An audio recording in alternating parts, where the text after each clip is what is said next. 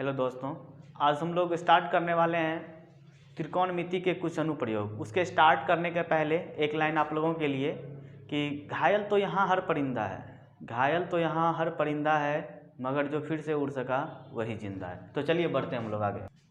देखिए, इसमें सबसे पहला चीज़ एक पॉइंट है क्षैतिज तल, ठीक ना।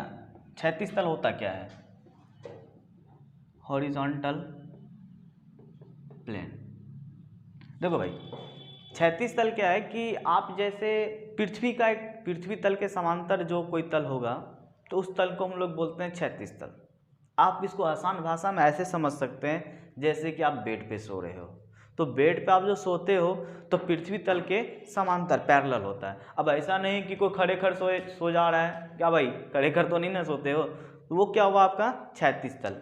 अब आगे क्या है? क्षैतिज रेखा।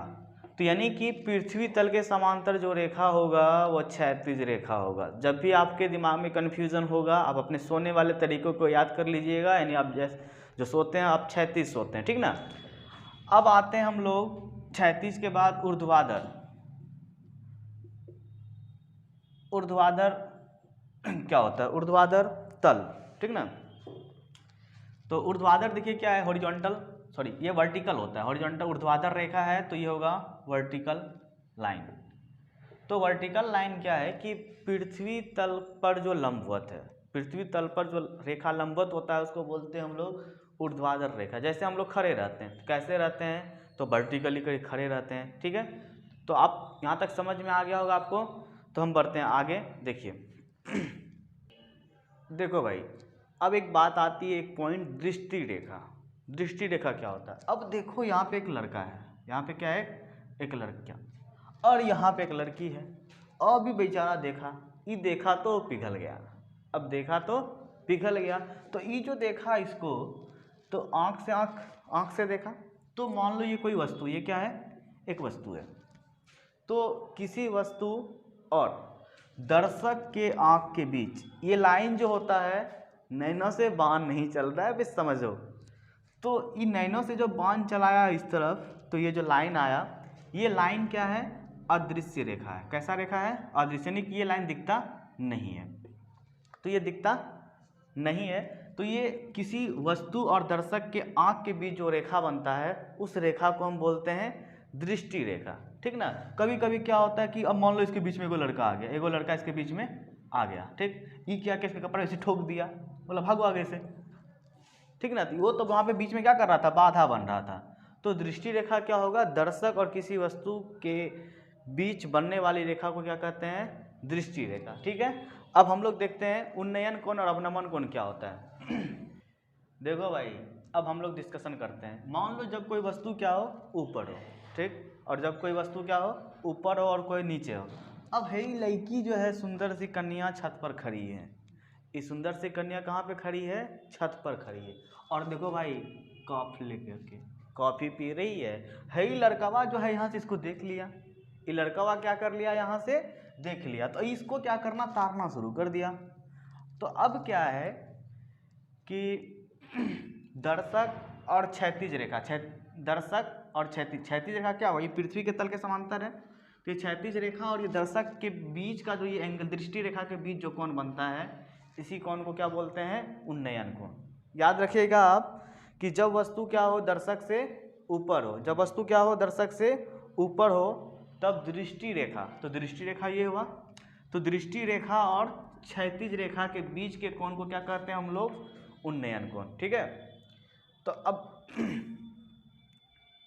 अब देखो अवनमन कोण क्या होता है। अब ये लड़की भी इसको देखा, अब ये लड़की भी इसको देखी, ये लड़की जो इसको देखी, तो इसके यहाँ से जो देखी तो वस्तु इसके लिए ये हो गया, तो अब इसके लिए दृष्टि रेखा ये है, ठीक ना। तो क्षैतिज रेखा क्या है कि पृथ्वी तल के समांतर ये क्षैतिज रेखा है, तो क्षैतिज रेखा आपका क्या हुआ? यहाँ पे हुआ, ठीक है। तो क्षैतिज रेखा और दृष्टि रेखा के बीच जो कोण बना, तो वो क्या हुआ? अवनमन कोण। अवनमन कोण और उन्नयन कोण में क्या अंतर है? नीचे से ऊपर देखे तो उन्नयन, ऊपर से नीचे देखे तो अवनमन। अब देखो भाई, ये दोनों लाइन तो क्या होगा? समांतर होगा। क्षैतिज रेखा है तो समांतर होना ही है, तो ये दोनों कोण जो क्या होगा? आपस में बराबर होगा। कैसे? एकांतर अंतः कोण से। तो एक बात यहाँ से सामने से क्या क्लियर हो गया कि अवनमन कोण और उन्नयन कोण आपस में क्या होगा, बराबर होगा। आप इस बात को याद रखेंगे, अवनमन कोण और उन्नयन कोण क्या होगा, आपस में बराबर होते हैं, ठीक है। अब देखिए इससे थोड़ा सा हम इससे आगे बढ़ते हैं। अब जैसे मान लो ये लड़का यहाँ पे है, ये यहाँ पे कंफर्टेबली इसको देख रहा है, लेकिन जैसे जैसे क्या होगा, नज़दीक आते जाएगा, गर्दन ऐसे होते जाएगा, ऐसे, और जैसे नीचे आया था ऐसे कर लिए, यहाँ पे ऐसे कर लिए, तो उधर से साला होकर बाबू आएगा, उठा के पटक देगा वहीं पे। ऐसा हरकत हम बेटा समझ रहे हैं, कॉरिलेट कर रहे हो, कम मत करो कॉरिलेट, शर्म कर लो थोड़ा सा, हंसो मत, ठीक है। अब देखो यहाँ से क्या है कि अब यहाँ पे क्या है कि हम जैसे जैसे वस्तु के नज़दीक आते जाएंगे तो ऊंचाई तो कांस्टेंट है, लेकिन हम जैसे जैसे आ रहे हैं हमारा गर्दन क्या रहा है, और ऊपर होते जा रहा है। तो मतलब वस्तु से हम जितना नज़दीक आएंगे, इधर आए, तो अब यहाँ पे ई वाला इसके लिए क्या होगा कि अब इसका बालवो जो है ना सारा डिजाइनिंग का टाइप के रखा है। यहाँ पे आया, अब देखो यहाँ पे एंगल, फिर यहाँ पे आएगा, ओ हो गुस्सा जाएगा लौंडाई, तो मुर्गा कट है, मुर्गा कट, ठीक है। यहाँ पे आया तो और एंगल ज़्यादा बन जाएगा, है यहाँ पे आएगा तो एंगल क्या होगा, और ज़्यादा बन जाएगा। मतलब जितना दूर रहेंगे हम एंगल उतना कम बनेगा, और जैसे जैसे नज़दीक आएंगे घेर ऐसे ऐसे इससे हो जाएगा। आप पूरा नीचे तो पलट जाइए, ठीक है। तो बेहतर समझ में आया होगा उन्नयन कोण क्या होता है, अवनमन कोण क्या होता है। हम कुछ बेसिक सा सवाल करते हैं, ठीक है। इसमें तो कुछ नोट करने वाला था नहीं तुम्हारे लिए, अब क्या, चलो ठीक है, हम क्वेश्चन लिखते हैं, उसको नोट कर लेना। देखो भाई, सबसे पहला इसमें क्या है कि तुमको फिगर बनाना जरूरी है, और अगर हम फिगर सही सही बनाते हैं तो क्वेश्चन हमारा आराम से सॉल्व हो जाएगा। अगर फिगर सही से नहीं बने तो प्रॉब्लम हो जाएगा। सर्कस का कलाकार है, रस्सी एक खूंटे से बंधा हुआ है, और रस्सी का लंबाई जो है 30 मीटर है, सॉरी 20 मीटर है, ठीक ना। तो और ये क्या है कि डोर के साथ जो यदि भूमि के स्तर डोर द्वारा बनाएगा कोण कितना है 30 डिग्री, यानी कि भूमि तो यहाँ पे, तो यहाँ से जो एंगल बन रहा है वो बन रहा है 30 डिग्री का। तो खंभे की ऊंचाई ज्ञात करना है, ठीक ना। तो हम लिख लेते हैं, माना कि सॉल्यूशन इसका, खंभे की ऊंचाई। तो मान लिया हम खंभे की ऊंचाई क्या है, ए बी। आपको क्या निकालना है, इसकी हाइट, यानी कि खंभे की ऊंचाई निकालना। अब देखो इस एंगल के लिए ये क्या हुआ P, और ये समकोण। अब देखो भाई, खंभा तो सीधा खड़ा रहता है इस तरह से सीधा, ऐसे खंभा ऐसे तो नहीं हो जाएगा, खंभा सीधा रहेगा तो 90 डिग्री एंगल बना, ठीक है। तो 90 डिग्री कोण बना, तो यहाँ पे 90 डिग्री का सम्मुख जो भुजा होगा वो क्या होगा, कर्ण, यानी कि ये H हुआ। तो अब देखो P और H का रिलेशन क्या हुआ, तो P और H का रिलेशन हमको दो चीज़ से मिलता है, एक साइन थीटा और एक कॉसेक थीटा। तो हम यहाँ पे क्या कर रहे हैं, साइन थीटा यूज किए, तो साइन थीटा बराबर हुआ P बटा H। तो P आपका हुआ AB, सॉरी यहाँ पे थीटा से बेहतर होगा, और थीटा भी लिख दिए तो कोई दिक्कत नहीं है, हम यहाँ पे थीटा लिख देते हैं, AB बटा AC।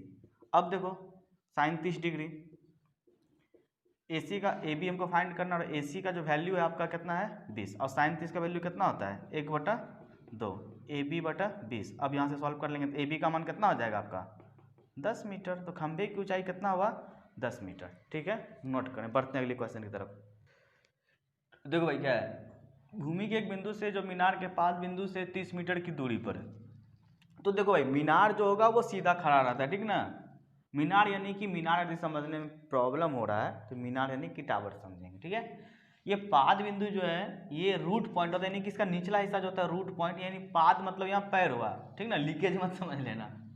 तो ये रूट पॉइंट है, तो इसे 30 मीटर की दूरी पर, 30 मीटर की दूरी पर एंगल जो बना रहा है 30 मीटर का, सॉरी 30 डिग्री का एंगल बना रहा है, ठीक ना।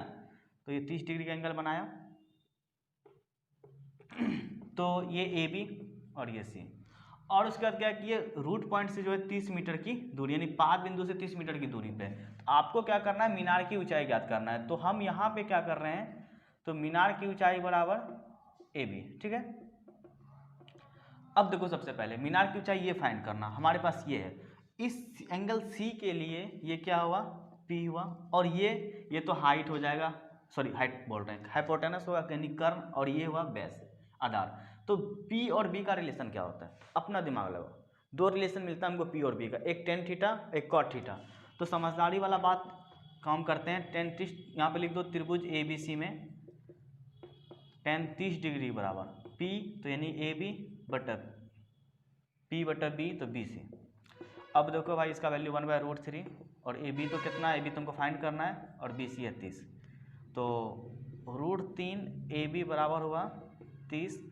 अब इधर लेके आ जाते हैं हम, तो 30/√3 मल्टीप्लाई कर दो, तो सॉल्व करके आ जाएगा 10√3 मीटर। ठीक है, तो इस तरह से हमारा निकला मीनार की ऊंचाई कितना, 10√3 मीटर। ठीक है, उम्मीद करते हैं आपको बेहतर समझ में आया होगा। इसको नोट कर लो, हम बढ़ते हैं आगे। देखो, सबसे पहली बात क्या है ना कि इस चैप्टर में सबसे ज़्यादा इम्पॉर्टेंट हमारे लिए ये हो जाता है कि फिगर बनाना। जैसे आप फिगर बनाते हो, आपका 50% सवाल तो उससे ही सॉल्व हो जाता है। 55 में तो ये पतंग तो उड़ाई ही हो गए। तो भूमि के इस सवाल को हम रेंडमली समझते हैं कि पतंग है, ठीक ना, इस पतंग को हम उड़ा रहे हैं, तो उड़ा रहे हैं, तो इस तरह से ये पतंग मान लो उड़ रहा है। ठीक है, पतंग उड़ रहा है, तो इसका ज़मीन से जो वास्तविक ऊंचाई है ये 60 मीटर है। कितना ऊंचाई है, सॉरी 60 मीटर बोल, हाँ 60 मीटर ही ऊंचाई पर है।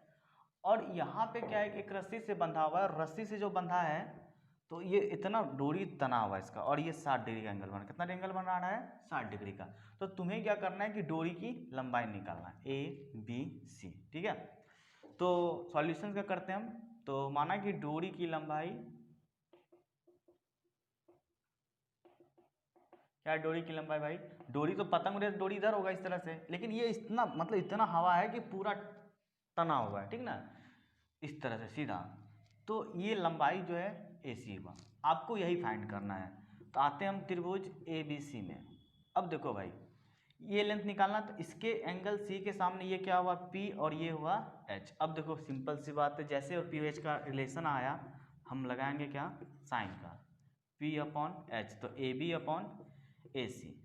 तो साइन 60 डिग्री का मान होता है √3/2, और AB कितना है 60, और AC आपको फाइंड करना है। तो 60 तो ना कितना हो जाएगा √3, AC बराबर 120। ठीक है, तो AC बराबर हो जाएगा 120/√3। तो हर परिमेयकरण कर दीजिए, तो सॉल्व करके आ जाएगा 40√3 मीटर।